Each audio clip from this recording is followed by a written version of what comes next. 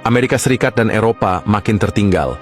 Harvard University merosot, sementara Universitas Cina melesat. Ilmuwan top meninggalkan Amerika, pulang ke Cina membawa inovasi besar.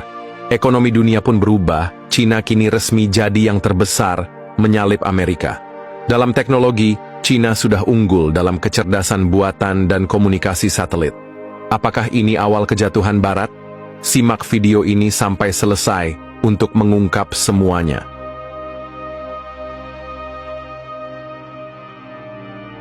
Amerika Serikat dan Eropa yang selama ini menjadi pusat keunggulan akademik dunia, kini mulai tertinggal. Jika selama puluhan tahun, universitas-universitas di Amerika Serikat seperti Harvard University, Stanford University, dan Massachusetts Institute of Technology, MIT, dianggap sebagai kiblat riset global, maka realitas saat ini telah berubah drastis. Nature Index 2024 mencatat bahwa dominasi akademik Amerika Serikat mulai memudar.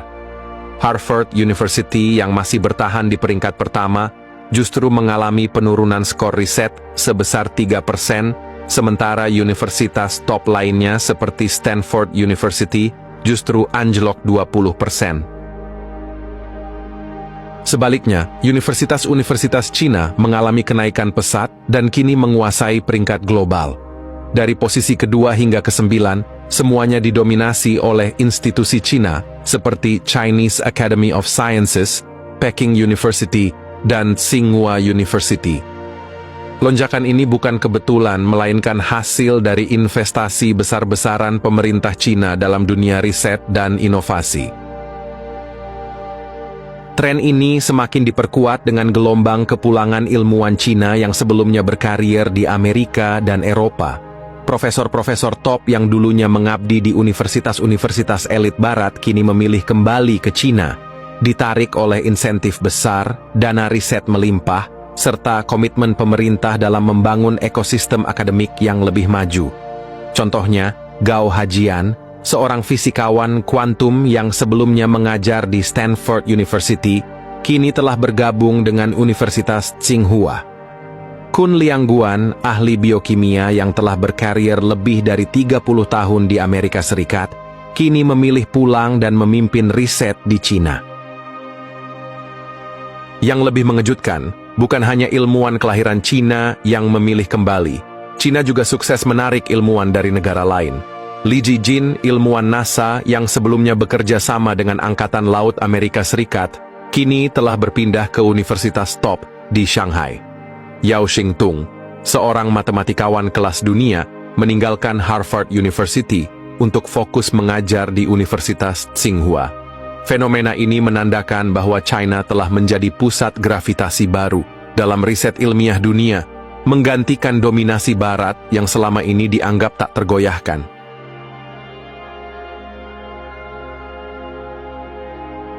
Kemunduran Amerika Serikat dan Eropa tidak hanya terjadi di bidang akademik, tetapi juga dalam sektor ekonomi global. Dana Moneter Internasional, IMF, mencatat bahwa berdasarkan PDB dengan paritas daya beli tahun 2024, Cina kini menjadi ekonomi terbesar dunia dengan nilai 37,07 triliun dolar Amerika Serikat, menyalip Amerika Serikat yang kini berada di posisi kedua dengan 29,17 triliun dolar Amerika Serikat. Yang lebih mengkhawatirkan bagi Amerika Serikat adalah semakin kuatnya ekonomi negara-negara BRICS yang kini mendominasi panggung ekonomi dunia. India kini berada di posisi ketiga dengan 17,36 triliun dolar Amerika Serikat, sementara Rusia dan Brasil semakin memperkuat posisinya di peringkat keempat dan ketujuh. Artinya, Amerika Serikat kini diapit oleh kekuatan-kekuatan baru yang semakin menekan dominasinya. Jika dulu negara-negara BRICS dianggap sebagai ekonomi berkembang yang bergantung pada Barat, kini justru sebaliknya, mereka mulai menyaingi, bahkan mengancam hegemoni ekonomi Amerika dan sekutunya. Bagaimana dengan Indonesia? Meski di dalam negeri sering diramaikan dengan perdebatan politik, kenyataannya ekonomi Indonesia terus tumbuh. IMF mencatat bahwa Indonesia kini berada di peringkat ke-8 dunia dengan PDB sebesar 4,66 triliun dolar Amerika Serikat. Lebih penting lagi, Indonesia kini telah resmi bergabung dengan BRICS, menandakan bahwa kita telah memilih jalur yang lebih mandiri dalam tatanan ekonomi global yang baru.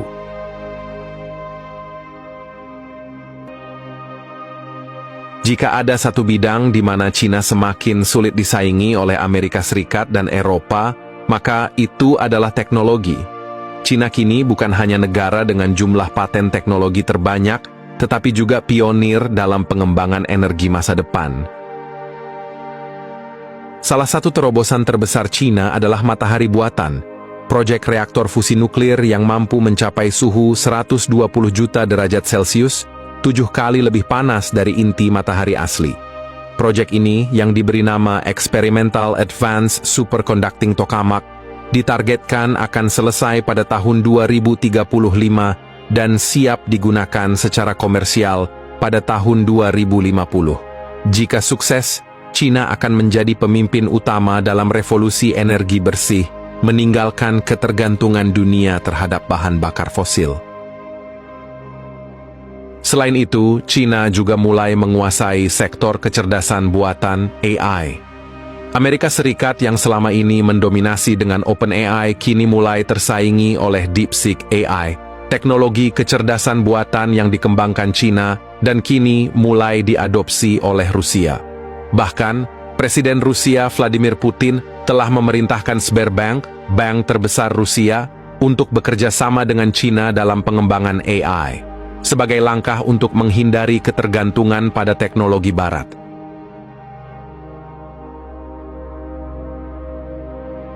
Dominasi teknologi Cina tidak hanya terbatas pada AI dan energi.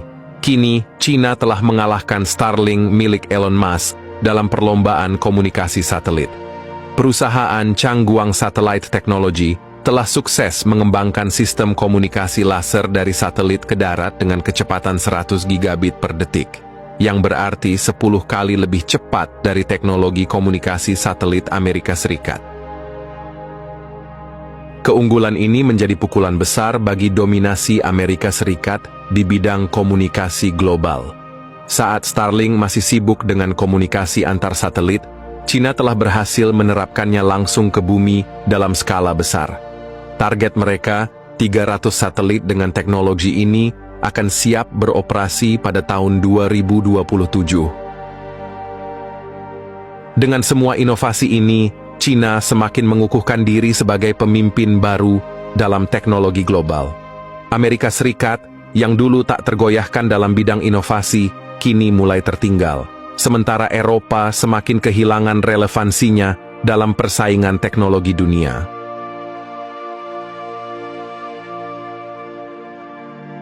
Dari akademik, ekonomi, hingga teknologi, Cina kini telah mengambil alih posisi sebagai kekuatan dominan dunia.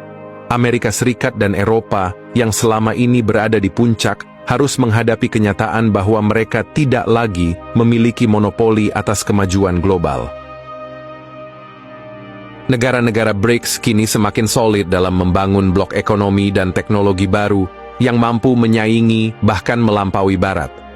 China bersama dengan Rusia, India, Brasil, dan Indonesia kini tidak hanya mengejar, tetapi telah melampaui dominasi lama yang dikendalikan oleh Amerika Serikat dan Eropa.